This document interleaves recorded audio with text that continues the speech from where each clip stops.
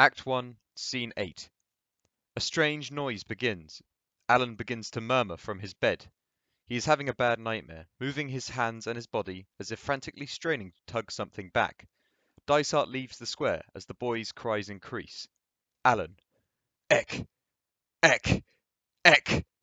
Cries of Eck on tape fill the theatre from all around. Dysart reaches the foot of Alan's bed as the boy gives a terrible cry. Eck! And then wakes up. The sounds snap off. Alan and the doctor stare at each other. Then abruptly, Dysart leaves the area and re-enters the square. Act 1, Scene 9. Lights grow brighter. Dysart sits on his bench, left, and opens his file. Alan gets out of bed, leaves his blanket and comes in. He looks translucent. Dysart. Hello. How are you this morning? Alan stares at him. Well, come on. Sit down. Alan crosses the stage and sits on the bench opposite. I'm sorry if I gave you a start last night. I was collecting some papers from my office, and I thought I'd look in on you. Do you dream often? Do you? It's my job to ask the questions, yours to answer them. Says who? Says me. Do you dream often? Do you? Look, Alan. I'll answer if you answer. In turns. There's a pause. Very well. Only we have to speak the truth. Alan, in a mocking tone. Very well. So, do you dream often? Yes. Do you? Yes. Do you have a special dream? No. Do you? Yes. What was your dream about last night? I can't remember. What was yours about? I said the truth. That is the truth.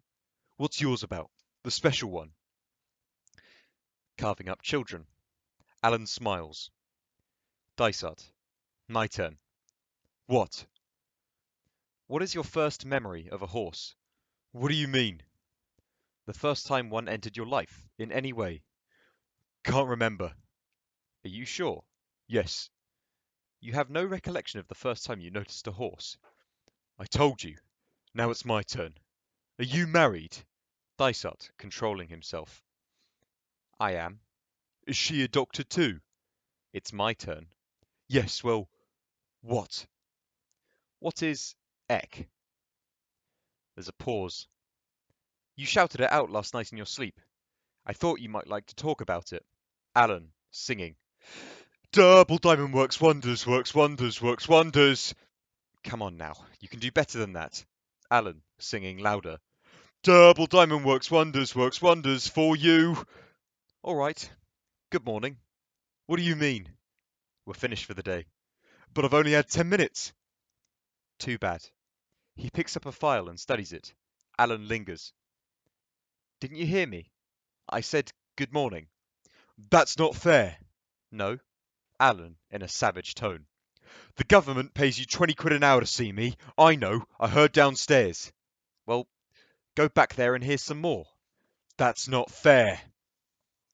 He springs up, clenching his fists in a sudden violent rage. You're a swizz! Bloody swizz! Fucking swizz! Do I have to call nurse? She puts a finger on me, I'll bash her. And she'll bash you much harder, I can assure you. Now go away. He reads his file. Alan stays where he is, emptily clenching his hands. He turns away. A pause. A faint hum starts from the chorus. Alan in a sullen tone. On a beach.